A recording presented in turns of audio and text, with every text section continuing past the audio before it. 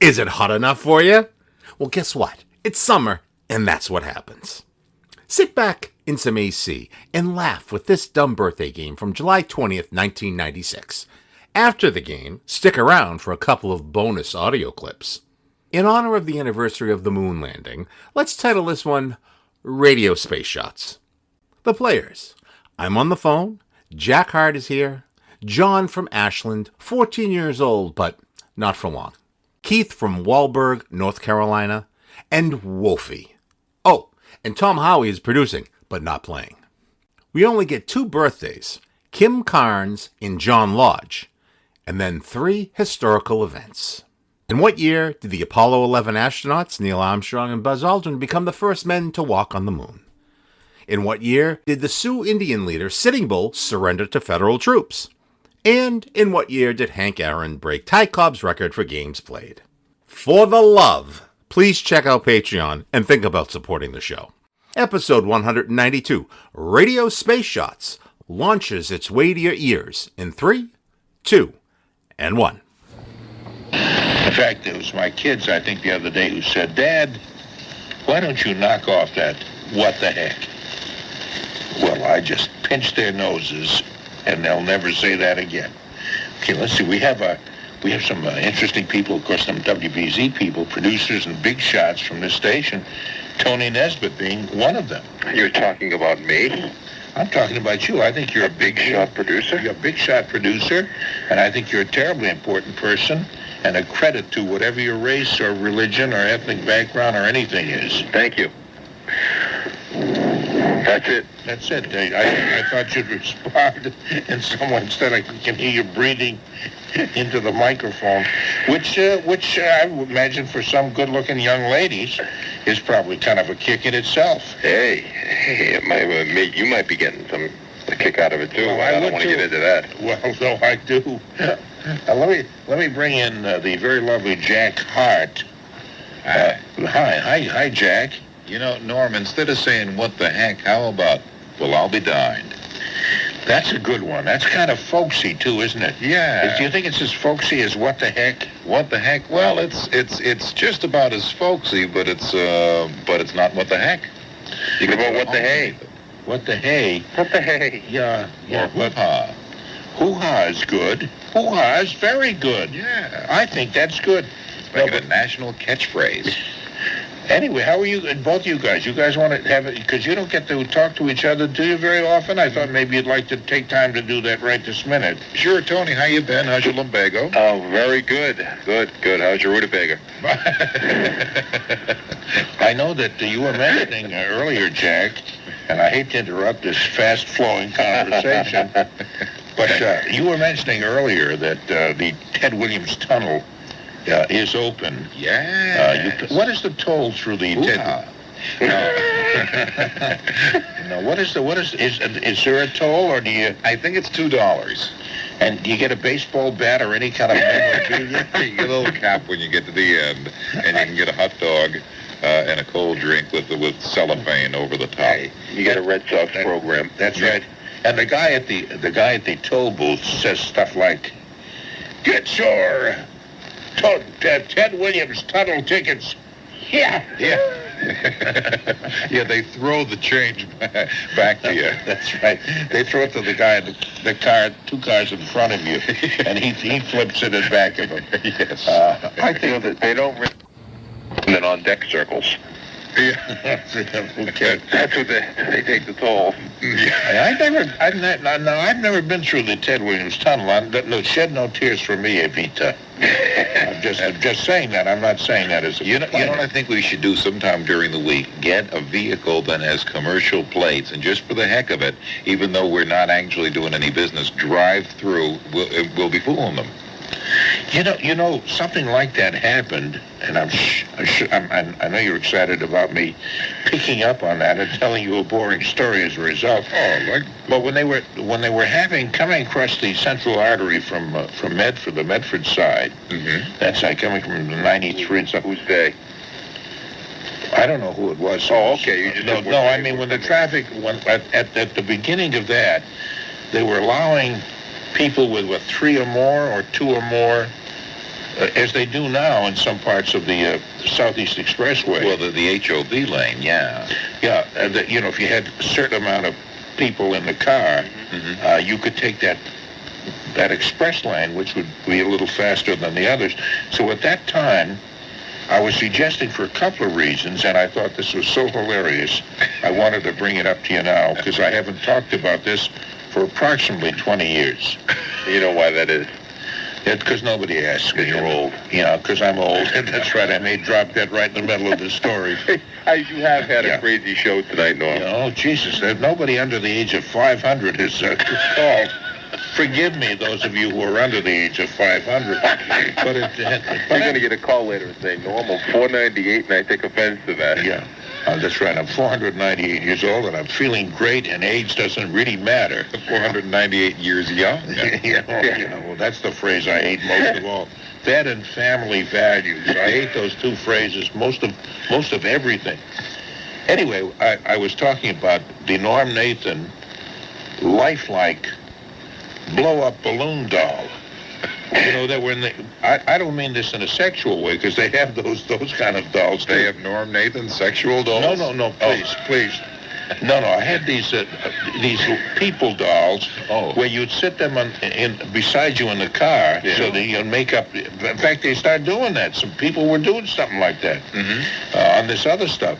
Anyway, you could have them sitting beside you, and so you could get through that lane easier, through the express lane. They wouldn't stop you because you had the required number of passengers. Then I thought, in addition to that, just having a well-known person sitting beside you, no matter where you were driving, would be kind of nice. Like, hey, did you see that? Could that possibly be Jimmy Pearsall sitting behind that guy with that guy, or whoever the person might be? With waving arm and moving jaw. Yeah, right. So we could bring it up to date and say, can you imagine Sharon Stone is in a car, in that beat-up car with that guy? Yeah. Yeah. So I thought the Norm Nathan life-size people balloons, dolls, inflatable thingies, would be attractive. They say things like, what the heck, and hoo-ha. No, they wouldn't. That's right, the windows are down. Hoo-ah! Yeah, no, you wouldn't. No, obviously, they wouldn't say anything. But then I discovered that... And high-tech, Norm. They can have that microchip installed, and they can speak. I don't care to go that far with it. Will you stop? Well, that's the ultra deluxe version. You get your regular blow-up versions for $399, and then you get the $800 version. I see. No, I was trying to make it as inexpensive for people as possible, just to make them feel important, and also to get through high-speed lanes where they need more than one person. So if I was driving, could I have one of you? And people would say, look at that young punk kid with that Norm Nathan fellow. That old guy. Who's that old guy? The guy who made up that blow-up doll idea? Pull that car over. Yeah. I say, who's that old guy with Tony Nesbitt? I understand. He used to be about 500. Because as I understand, Tony Nesbitt is a coordinating producer.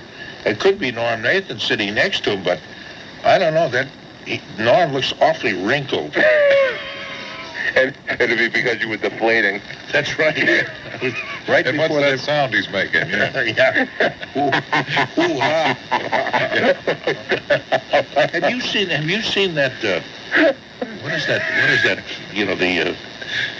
The Yes. mustard commercial, the fancy mustard thing. Poupon? Yeah, Poupon. The guy's squeezing the bottle in the back seat, and it's making it sound like he's breaking wind. And so the chauffeur is turning around or making funny expressions like, "What's going on back there?" He's lighting a match. Yeah, and he's making a sandwich of himself and squeezing it. And I thought, Poupon kind of lists themselves as a real class act. What are they doing with that for? But you remembered it, see? I suppose I did, but then again... Would you eat it? Something especially they're going to make that sound, and then they make that sound, and it's Poupon. I mean, it's, All I know is the other day coming through the Tobin Bridge, through the toll station. Yeah. I was just pulling up to the toll booth, and a guy in a big, long, stretched limo next to me stopped in the next line, came over, and said, "Excuse me, sir, do you have any poupon. So they weren't making that up. Those things actually do happen. Yeah. And I said, yes, I always keep poupon in my glove compartment. And did you give him any, or did you just drive off? And I ran him You down, stepped as a on matter it. of fact. Sure, Yeah, that's like I ran over his toes. Someone asked me just a little earlier. They said, "Do you know what time it is?" I said, "Yes." That's right. Kept going. Okay. You see. Okay, have we done enough with this, or there's still a little bit of humor left in all of them? No, there isn't. No, not a bit. Okay, we have Joan from Tewksbury who's with us. Hello, Joan. Hello. Well, you're a wordy person, aren't you, eh? Hello. Oh, it's John. I'm sorry, it's John from Ashland. John from Ashland. Oh, hold on a minute, John. Let me bring my scorecard up to date, because I thought this was somebody else. John from Ashland. Yep. Okay, because as you know, these scorecards go up in the WBZ Museum and Hall of Fame. Right. They've all become collector's items, and people who want them laminated, so they can save them forever, can buy copies of them at only 50 cents a copy. Oh, by the way, I'm really hilariously funny tonight, aren't I? I'm glad you're appreciating it, John. By the way, what, John? Age doesn't matter because I'm only 14. Well, it matters to me. You're a punk kid. Get rid of him. Okay, I'm a John. punk kid who can't sleep.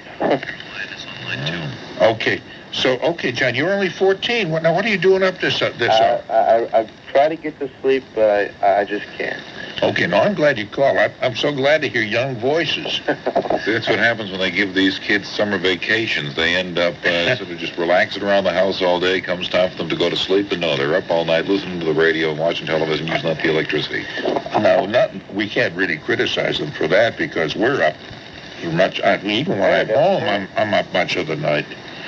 Yeah, and then I'm sleeping all day, and people think I'm a bum. Me too. Yeah. You too, yeah. You can't. Well, I am a bum, but that's, No, you're not a bum. You know what you are? What am I? Hold on a minute while I check the card. You're a coordinating producer of the Norm Nathan Show. That's what you are. Coordinating producer. Yeah, You make it sound so nasty, Norm. Jeez. I know it. Actually, being a bum probably would be a step. The least I can do is have a nice sounding, I don't get paid there. At least I can have a nice, business card. What do? Withhold the raise and give you a longer title? Yeah, pretty much. We have, we have Keith, who's down in North Carolina. Hi, Keith. Where's Keith from? Are you North Carolina? Keith, is that you, Keith? You got it. Gomer says, hey. Hey, this is going to be a good dumb birthday show, guys, if it ever gets started. I know that. I know it. What we do is we fool around a lot first, This is known as, what do they call that in the... Well, on TV, Norm, it's called Comedy Central.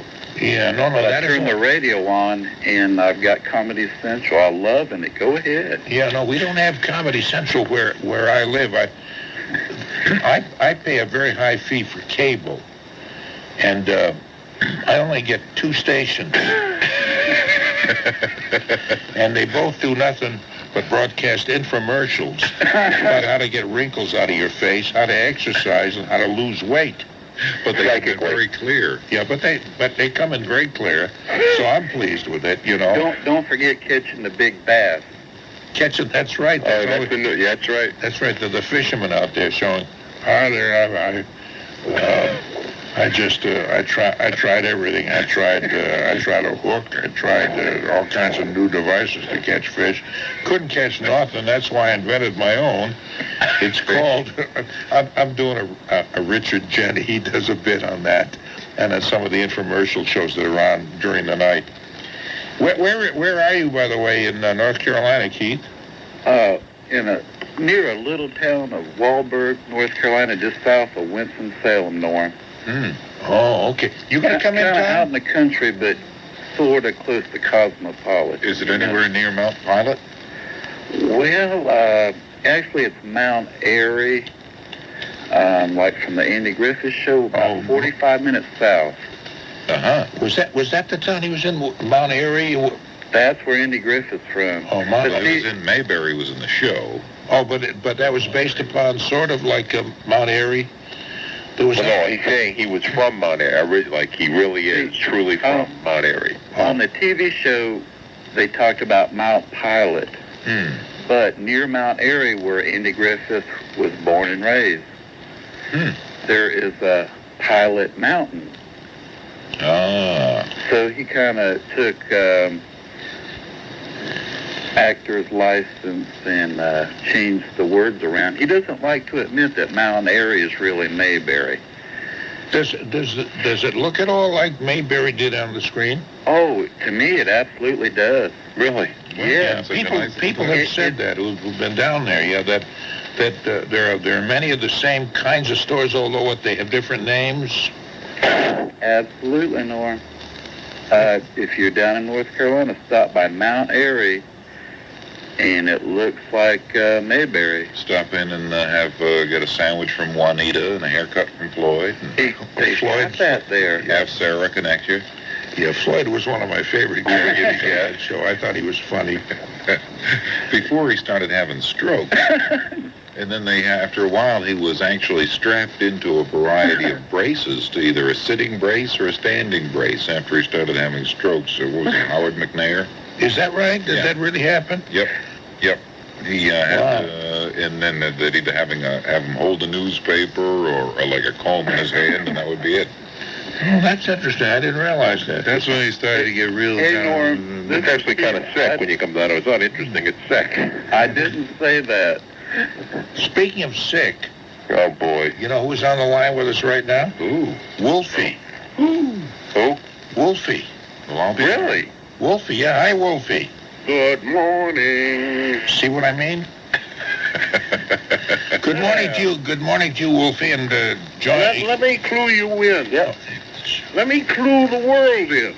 Yes. No one has ever yet died from old age. Okay, Wolfie. I know that's hilarious by itself, but there's probably one more line next to that probably kills the whole thing. And what would that be? I really don't know. See? Okay. Hey, Norm. Yes. You know what you should do? Probably make it a habit to mention on your show every once in a while what people are going to hear now on the phones before they get put on the air.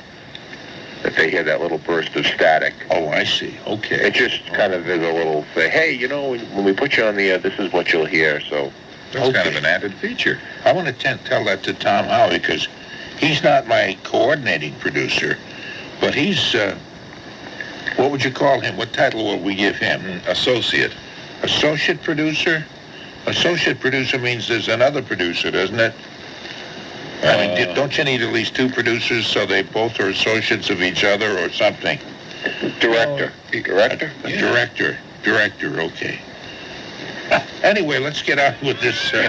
You know, the worst thing about all of this is there aren't too many well-known people who are born. Well, that's not bad because on it's only July. 25 minutes seconds left. left. No, what we got, so we're going to do we'll do dates of the historical events that happened on this, and some very interesting things that you would know.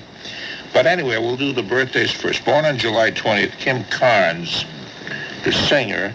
She and Kenny Rogers were members of the New Christie Minstrels.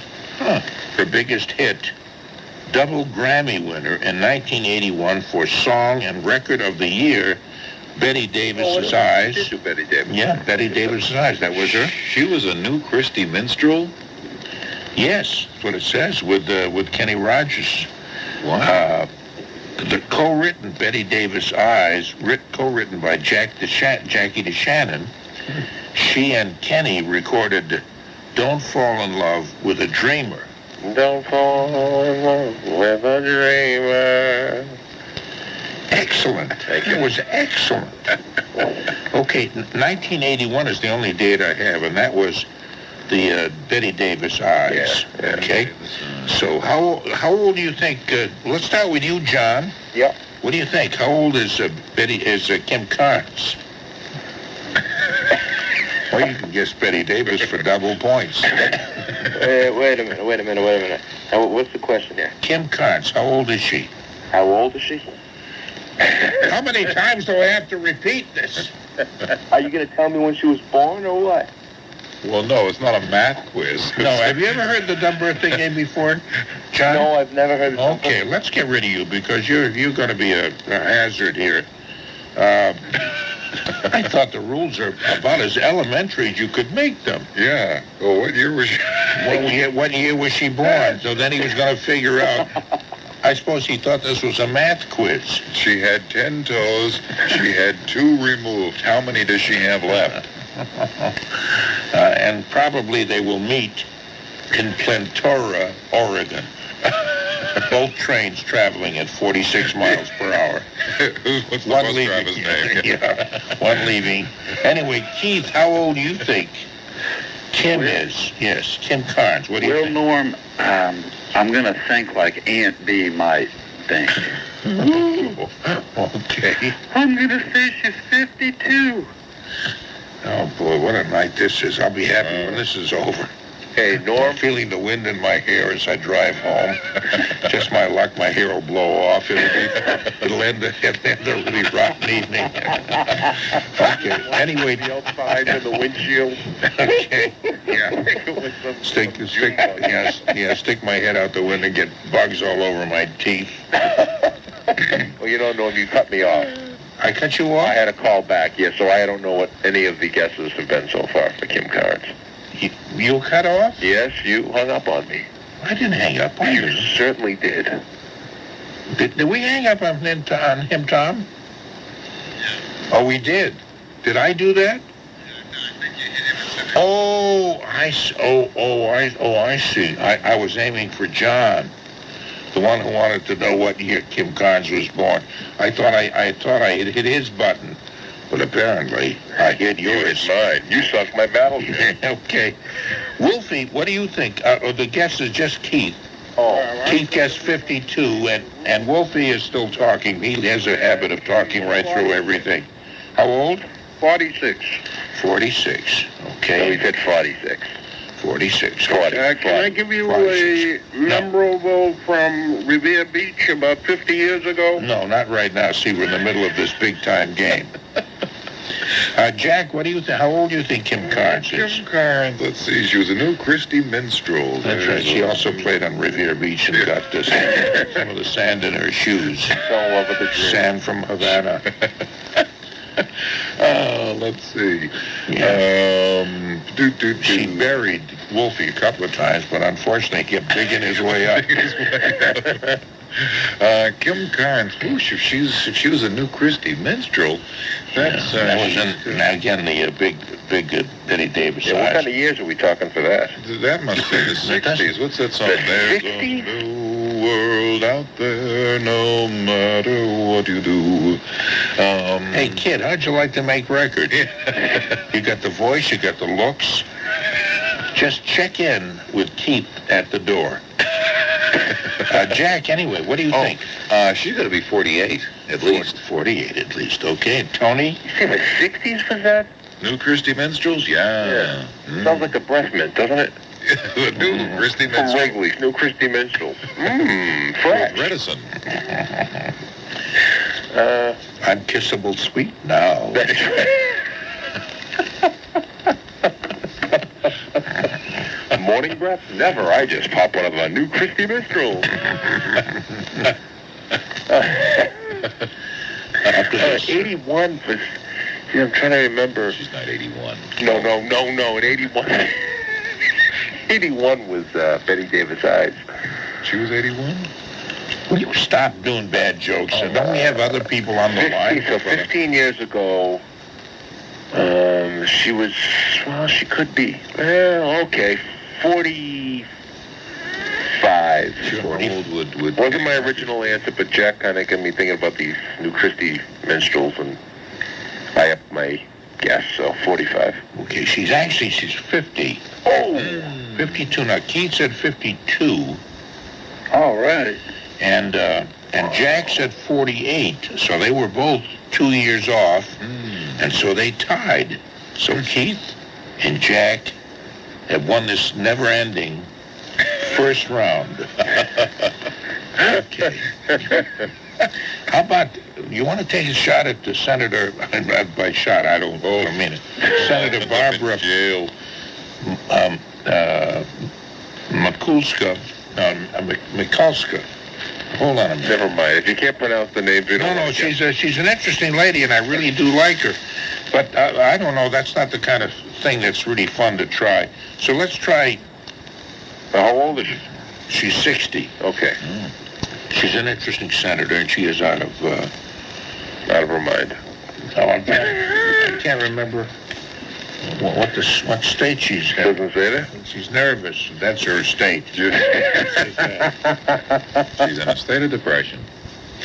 Oh, isn't that awful? I can't seem to find anything. Oh, wait a minute. Yeah, here it is. Let's see. Senator Barbara Mikulski to me. Yeah, yes, sir. Because we have a lot of talk hosts on the station who really don't dig Democrats at all. I don't know whether you've noticed that. They keep it hidden pretty much. I heard something about that. Yeah. I haven't noticed. That's right.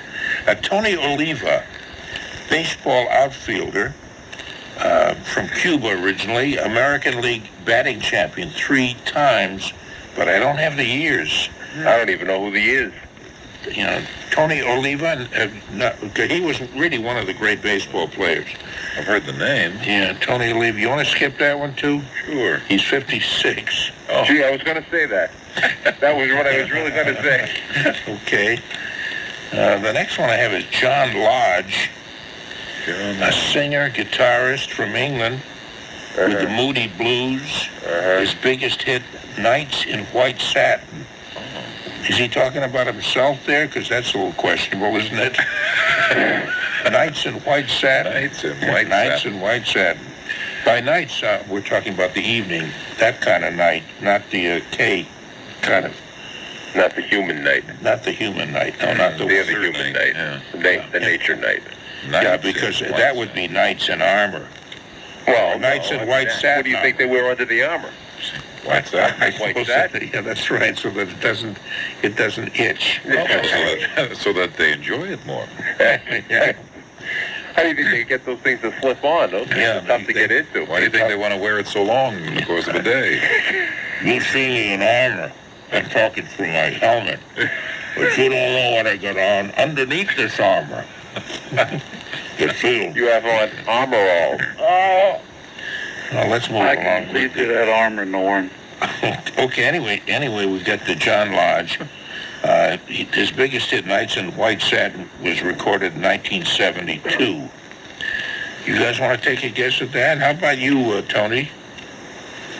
You asking me if I want to take a guess? If I'm asking this at all? No, Are we going? actually, this is the only other birthday we have. So I thought we'd go with that, and since he was, 54. Popular rock and roll band. Yeah, I know that. It's just... Okay, Jack, what do you think? 51. 51. Okay, what do you think, Wolfie? The question, the $64 question. Are you waiting for me to repeat the question? No, that's his answer. 64? Normie, can you send me a little more signal from your end to my ear? Yes. Can you hear me now? No. Well, how did you know what I said then? How did you know how to respond? How many fingers am I holding up? What do you think, John Lodge? Take a guess, Wolfie. I said 64. 64 was the answer, okay? And Keith, what do you think? Norm, Nights in White Satin guy, I'm going to go with 52 again. 52 again is a pretty good guess. Yes, sir. It means that you're tied again with Jack Harte. All right, Jack. Wait a minute, let me see. Maybe you're not. No, you're not. Uh-oh. You're actually tied with Tony. John Lodge is 53. Oh. So Keith said 52, 1 year short. And Tony said 54, which is 1 year off the other way. I almost didn't want to guess this. The last one I was going to say 56, and I said don't guess it, and I would have got that one right. Yeah. Now Keith has 2 correct answers, one apiece now by Jack and Tony. Now I'm going to give you some historical events which are really quite interesting. For example, it was on this date, and at this date being July 20th, Apollo 11, astronauts Neil Armstrong and Edwin Buzz Aldrin became the first men to set foot on the moon. Armstrong stepped on the lunar surface at 10:56 p.m. Eastern Time and proclaimed, as you know, that's one small step for man and one great leap for mankind. He spent time on the trip to the moon thinking about what he would say. He said he really wanted to say, one small step for a man, but goofed. The Apollo 11 astronauts collected 48.5 pounds of moon rocks and stayed on the moon for over 21 hours. There were anxious moments when computers failed in the last minute of descent. Armstrong's pulse registered 160 beats a minute. That's more than you really cared to know, isn't it? But anyway, that's the way it was. On that historical moment. What year was that? Apollo 11. Apollo 11. Yeah, Neil Armstrong, Edwin Buzz Aldrin, first men to walk on the moon. I remember that. They stepped out of their lunar module. You do that every time you pull into the parking lot, no? That's right. Excuse me, sir, would you just lock up my lunar module? I'll be in the plush new studios of WBC. Bring me the keys. Thank you so much. Okay. Oh, I haven't asked anybody yet, have I? No, not really. Now, Jack, what year do you think? 1969. 1969, okay. And Wolfie, what year do you think that was? I think it's on the first silver coin before it was minted, 1964. 1964. You sound a long way away. I can't hear Wolfie that well, but I can hear him well enough. Okay, Keith, what do you think? What year was that Apollo 11? Norm, I gotta go with Jack, 69. Okay, and what do you think, Tony? 1969. 1969 is correct. It was on July 24th, 1969. 20th. I'm sorry, July 20th, 1969. Yes. That means Keith has got 3 of them, and Jack has got 2, and Tony has 2. What's Wolfie have? What about John from Ashland? And Wolfie has... Zip, zip, zip. Oh. I want you all in New York to watch the loose...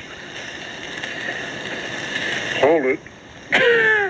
The loose bloomers in the 4th race at Belmont. You always have to get something like that in there. Hey, listen, if you're so good at horse racing, Why am I rich? why are you not wealthy? Or at least... Because I bet more on the losers than I bet on the winners. well, then what are you giving advice for to people and tips on who to bet on? I'm not giving them tips. I'm just telling them to watch loose bloomers in the 4th race. I didn't say to bet it. Oh, He was talking about somebody's football. What races you watching Loose Bloomers? is that really the name of a horse? Yeah, Loose Bloomers? yeah. Do you know what would happen if I had named my horse Loose Bloomers? She would have stomped all over me, and rightly so. The Animal Rescue League would have been up there. That's right. Loose Bloomers. How can you name a horse? Anyway, What'd you do to John, anyway? What's that again? oh, I got rid of John. He was asking some stupid questions. He had never heard the game before, and he was just saying, well, what year was she born? You know, things like that. And he was trying to be cute. Now, I just kind of got tired of him. That's not nice. I know it's not nice, but... Rotten kid. Yeah. One thing, you old punk kid. It's past his bedtime, right? Yeah, Wouldn't be sleeping. no, he didn't seem to know a whole lot. That's right. He was a 14-year-old. I didn't know. Yeah. No, I didn't. I don't know how old he was. I certainly didn't do it because he was that young or anything. That didn't really matter. But anyway, here's one. He was on July. This is a historical thing to the last century. July 20th. Sioux Indian leader Sitting Bull, a fugitive since the Battle of Little Bighorn, surrendered to federal troops. That kind of was like the end of the Old West. He was about the last of them. And he, of course, had done a job with Custer at Custer's Last Stand and all that, wiped out his regiment, but survived and took off. But finally, in what year did he surrender to federal troops? Okay, we'll start with you, Keith. What do you think? Oh, thanks, Norm. Custer's Last Stand. Well, yeah, it was not. It was he had escaped from, gotten away there. Saying he escaped is kind of silly because he wiped out all of Custer's troops. But he took off, and finally in 18 what did he surrender? I almost told it, didn't I? But I told you it was the last. I appreciate it, because I obviously wasn't awake in history class that day. No, I did say it was the last century, so you knew it had to be the 1800s. Okay. Exactly when? I'm going to go right in the dead center, 1850. 1850. Okay. And Wolfie, what do you think? When did Sitting Bull surrender? Well, let's put it this way here. Custer was the first man to ever wear an arrow shirt. Oh! Oh, God. 1864. That joke is so old I fell off my dinosaur and broke my wooden underwear. Well, at least they're not loose bloomers. 1864. Okay, Jack, what do you think? Trying to think of when Custer's Last Stand was. Was it after the Civil War? I can't tell you that. Oh. That would be cheating. I suppose, Yeah, it was after the Civil War. I have a feeling it was after the Civil War, and 1872. 1872. Okay, what do you think, Tony? It was exactly 115 years ago today, in 1881. That's exactly right. How did you know that? Oh, I have my ways. Did you just look it up someplace? You know what I got in the mail today? Yeah. I got the New American Desk Encyclopedia, and I just thought I'd test it out. And it's on that? And I found it's in microscopic print, okay? And I found Sitting Bull, and it says after the Sioux surrender, 1881, he retired. That's right. 1881 is exactly right. Hey, Tony, What a compliment. I'm impressed. This is Keith. I'm impressed. Keith, you don't have to identify yourself with that accent. You might not know my voice. You guys are cutting up so much, I feel like, man, you guys are pros. I'm sorry, is this Wolfie? What? Never mind. Anyway, I'm not hearing too well. Keith, I know it. We're having problems here, and I'm sorry about that. Give me the sentence structure again. No, we've already gone through that. This was the surrender's chief Sitting Bull, and it did happen in 1881, which is what Tony said. And This so book is amazing. Yeah, Tony has 3 correct answers, and Keith has 3 also. So there's a tie there, and Jack has a couple. Did you have the information about the Apollo 11? No, I do that. I did know that. Okay. I do remember that. Okay, here's a sports thing. Hank Aaron, it was on July 20th, also broke Ty Cobb's record, appearing in his 3,034th career game. Aaron was 40 years old, playing his 20th Major League Baseball season when he broke Ty Cobb's record for a number of games played. I thought that might be his home run. Obviously, it was not. Well, anyway, what year was that? Let's start with you, Tony. What do you think? He was 40 years old at the time. And this is what? This was his 20th Major League Baseball season, and he broke Ty Cobb's record. He appeared in his 3,034th career game. Let me see. In his 20th season. Season. Yeah, 20 Major League baseball seasons. Did he play much longer than that, or was that it? I don't think he played too much longer because he was 40 at this time. Yeah. 1975. 1975. Okay, Jack, what do you say? Hank Aaron, you say? Hank Aaron is the very person. Hank Aaron. When did he play? When did he play that? When did he do that thing to that fella's record? Broke Ty Cobb's record for consecutive games. Let's see. That's going to be... Yeah. It wasn't consecutive games. It was just most games. I believe that's exactly right. Oh, okay. He played them all in a row?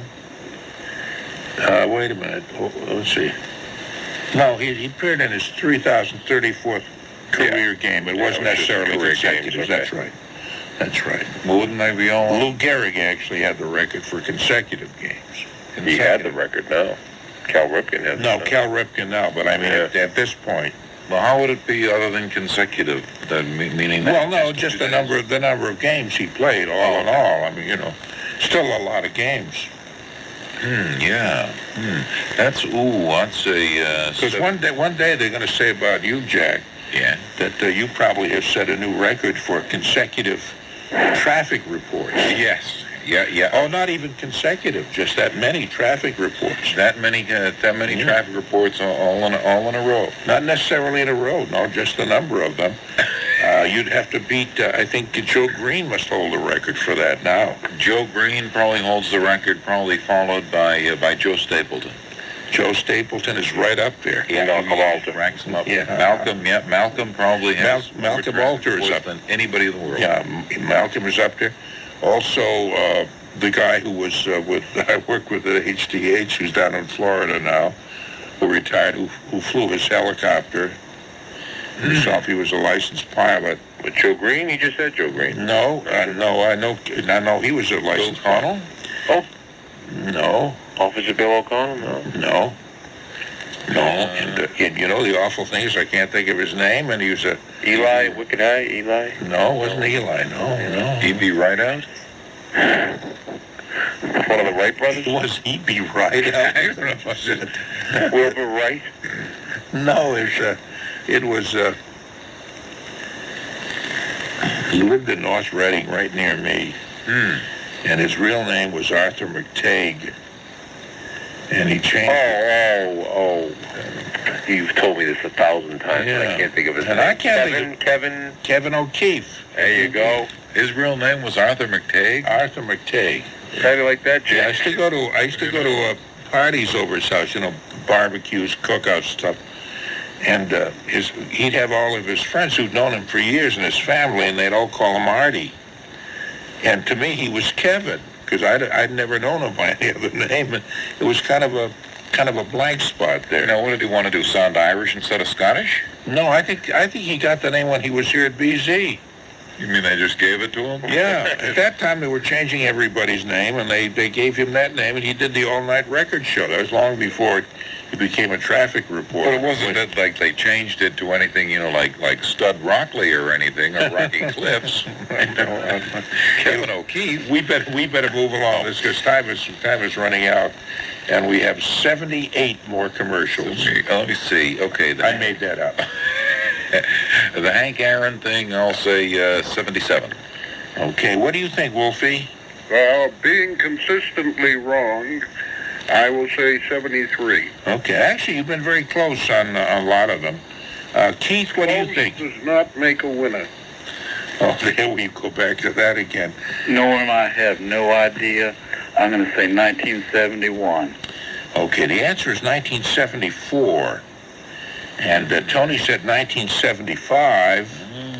And Wolfie said 73. So they're both within a year of it. And that means Tony has won the game. That's too bad. There's a whole lot of more junk I got at home that I can't get rid of. Who was in second place? Second place was Keith with 3. Why don't you send Keith something? Because I looked up that answer. Which answer was that there, Hank Aaron? The Sitting Bull. Well, there's nothing wrong with that. Anybody can look up anything. I figured just if you want to get rid of some stuff. Keith calling all the way from down there in Carolina. Okay, let's take Keith's number. I'll send you a bunch of junk, Keith, as the... Hey, thank you guys so much. I had a ball. Well, it was good having you. Now, hold on, and Tom will take your name and address, okay? You should do like a radio auction to get rid of some of this stuff. Okay, and Wolfie? Can I ask for my present? No. Guess not. Okay, we're running very, very late.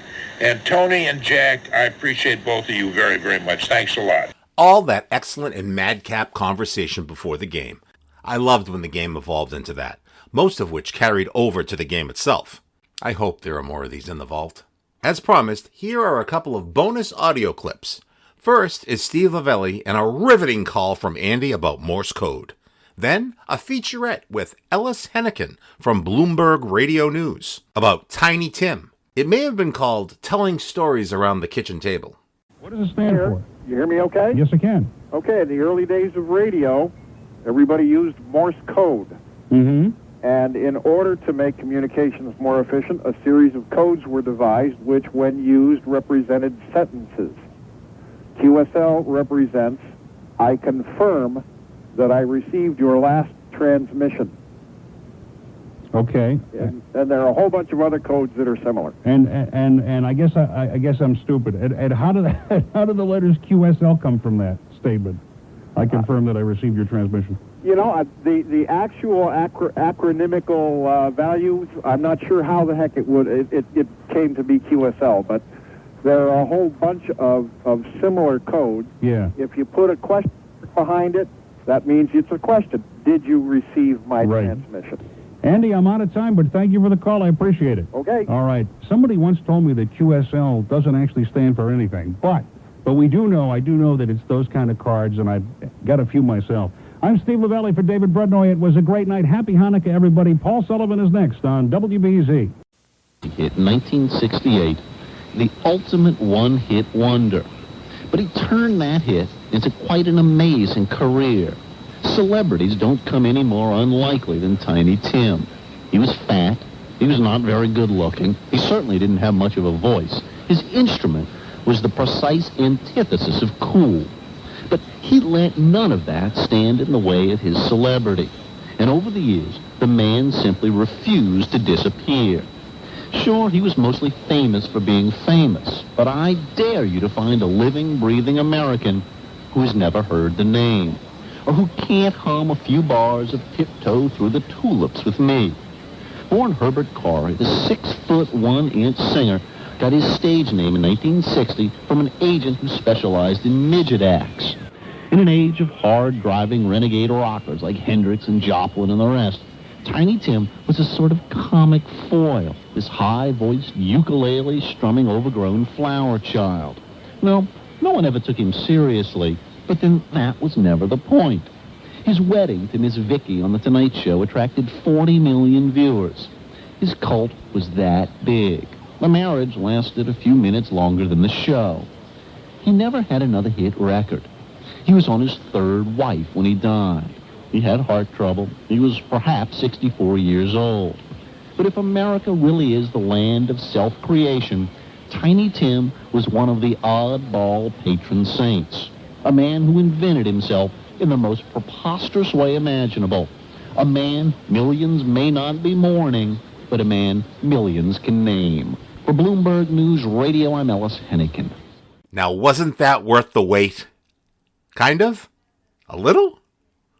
Closing the vault and leaving this world a little sillier than we found it. For what the heck? Lumbagos and rutabagas.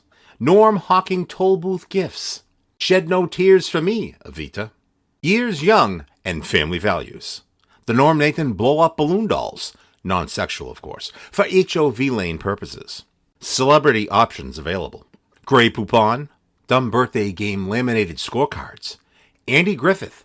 Pilot Mountain and Mount Airy, North Carolina. Mayberry. Floyd the Barber. The new Christie Minstrels. Betty Davis Eyes. Jackie DeShannon, Kim Carnes, Wolfie buried in the sands of Revere Beach. Norm's Lunar Module. Loose bloomers at the fourth race at Belmont.